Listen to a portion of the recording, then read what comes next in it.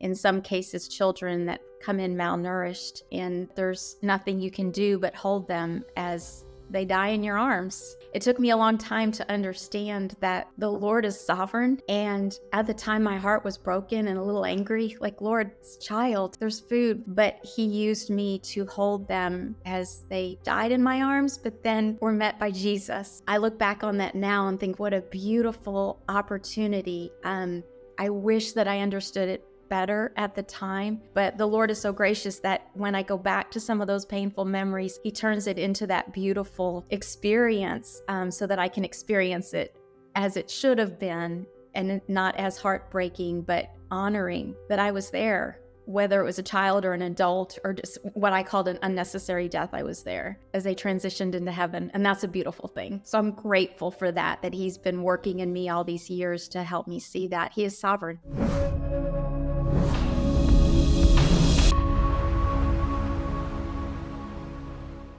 My name is Kim Snyder. My relationship with Jesus is the center of everything. The highlights of my journey, I'm about 2/3 away of my life is the way I look at it. I was born in New Jersey, raised in Texas, had 26-year career with Marriott International, and the last 4 years with the Ritz-Carlton Hotel Company. I'm a University of Maryland graduate. I was baptized in the River Copan in Honduras. I lived in lots of places, but my highlights are DC, London, and Dubai. When I turned 50, I jumped out of an airplane over Puerto Rico, retired from my career with Marriott, and I moved to Haiti. Wow. Yes, Haiti.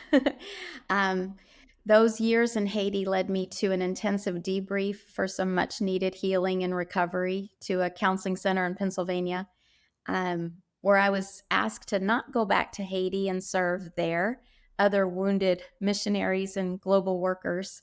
I was there for a few years. The ministry moved to North Carolina, but I didn't feel the call. So I went to Texas for a little time off, and MedSend found me through my resume was floating around, and they called me to join here at this ministry to help serve healthcare workers around the globe.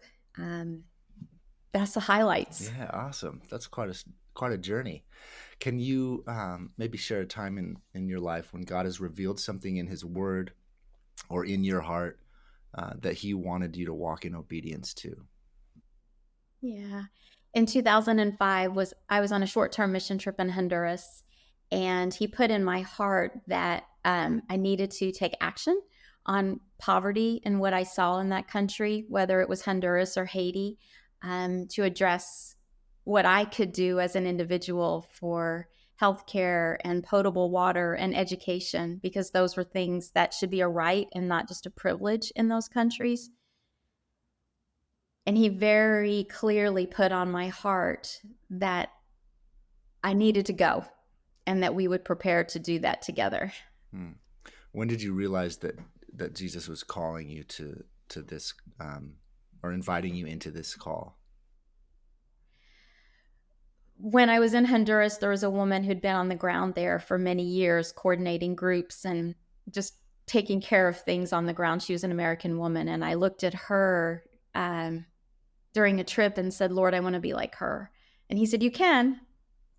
And so for 11 years, we planned for me to leave my corporate life, my career, and move to a third world country. And at the time, I thought it would be Honduras, but He pulled me back into Haiti, and it was Haiti that He wanted to use me. What was it about her that you saw that you wanted to be like? She was remarkable. She's since passed away, but she's one of my favorites in life. And when she was 50 years old, after she'd raised her children and buried her husband, she said, okay, I'm going to follow the Lord's call. And she joined the Peace Corps. And she ended up in Honduras. And she dedicated the last couple of decades of her life to serving in Honduras and coordinating people to come down and help. And I loved her heart and her obedience. And I was just so drawn to her and what she had done. And I thought, I want to do that too. And the Lord put that desire in my heart. She's amazing. Yeah, I have a copy of one of her Bibles. Wow. And so, as you started walking in obedience to this call, what challenges and struggles did you run into as you worked through this experience or walked through this experience? So after I retired, the plan was to go to Haiti, and after living that luxurious, opulent, just insane lifestyle in Dubai, it was amazing, and I loved every moment of it. But it was not reality, and it was a world of luxury and opulence, and a great time in my life. But it was time for me to move to the next journey that he had ready for me. And I went to Haiti and he broke me down, and I needed to be broken down. And I went from that richest country in the world to one of the poorest. And it broke my heart, and it challenged me. And I was crushed and wounded and redeemed and healed in ways that I could have never imagined. So that all that journey and those experiences brought me to where I am today. Hmm. And so, as you started walking in obedience, what happened? Was there anything that surprised you or shocked you or was different than what you might have expected going into it? I think for me, once I fully surrendered, because in my life, and it's always been the doors either open wide or it's slammed shut. And there's not always been an in between. So once I figured out that he was in charge of the decisions and the process, I knew how to follow. The desires were in my heart, and he either blessed it or blocked it. And when he blessed it, the door came wide open and we went. Or if he blocked it, there was a reason why, although it wasn't always clear at the time. So I think the obedience is living in the fullness of what he wants our lives to be. And it's not easy. It's been challenging and difficult. Those years in Haiti were some of the most difficult, challenging of my life, but they were also the most rewarding. And those experiences have forever changed me. Hmm. What what was it that made them difficult? Was there anything that the obedience cost you in this circumstance? Oh, 100% every day.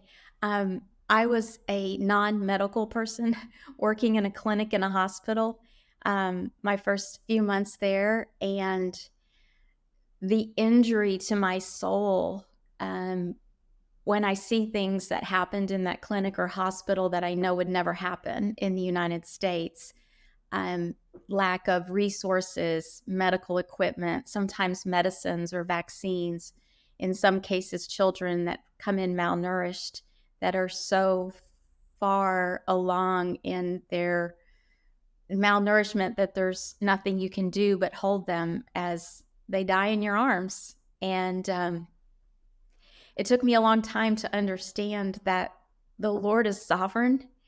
And at the time, my heart was broken and a little angry. Like, Lord, it's child, it's food. There's food that shouldn't die of malnutrition. But He used me to hold them as they died in my arms, but then were met by Jesus. And I look back on that now and think, what a beautiful opportunity. I wish that I understood it better at the time so that I could have truly experienced it. But the Lord is so gracious that when I go back to some of those painful memories, He turns it into that beautiful experience, so that I can experience it as it should have been, and not as heartbreaking, but honoring that I was there, whether it was a child or an adult or just what I called an unnecessary death. I was there um, as they transitioned into heaven. And that's a beautiful thing. So I'm grateful for that, that He's been working in me all these years to help me see that He is sovereign. Hmm. What have you learned through this process? Um, the Lord is so good. Um, you look at my journey at a high level and you're like, oh, wow, what a life. lots of fun, exciting, all the great cities and experiences. It's not been easy. Um, there's been heartbreaks and failures and stumbles and fall flat on your face with mud in your eyes, failures. And there's always redemption and there's always a purpose to say, even when it's so, so hard, you know that the Lord prepared that place for you and that you are exactly where you're meant to be. And that even when it's hard, because He never said things are going to be easy, there's going to be trouble, you know that He's right there with you. And even in the times of despair and just brokenheartedness and you feel alone, you're never alone. Um, lately, I came across in John 21:12. I want to make sure I got that right. 21:12, when the disciples are out fishing and Jesus fills their nets with fish and they're a little suspicious, like, who are you? And He says, come, I've prepared a table for you. And He says, come have breakfast with me. And that's hit me so hard because my whole life, that's what He's been saying. It's already prepared. Come, just come and have breakfast with me. And that's just been a verse that I've been meditating on lately, that just kind of helps keep you grounded in reality of it's all about Him. He's already prepared it. He's using you for His glory. He uses me in ways that are unimaginable. I was just talking to one of our healthcare missionaries a couple days ago, and I was sharing with her about the project and the things that we're offering, and she burst into tears. She's like, this is beautiful. I can't believe you guys are doing this for us. And of course, I cried along with her, and I just kind of, tried to lighten the mood amongst the tears and say, I have the best job because the Lord is using me to share what He wants to give to you, as you serve Him in these really hard places and under-resourced locations and hospitals where you are responsible, for healthcare for hundreds of people. And so it's so humbling. Something as simple as, booking an airline ticket for a family member to go visit them in their country of service. I used to do that. And it's really cool and it's really humbling. And my life's journey has brought me here. It's been such an intentional and purposeful journey. And I'm here being used to the fullest. And I'm so aware of it, which makes it even better. How's your life different now that you've walked in obedience in this area? And from what it sounds like, experienced what it looks like to find joy even in difficult circumstances.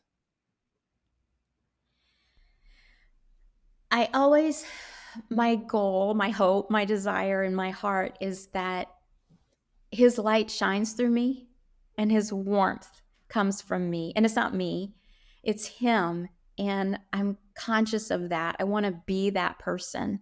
There's a woman that I attend church with that is that person.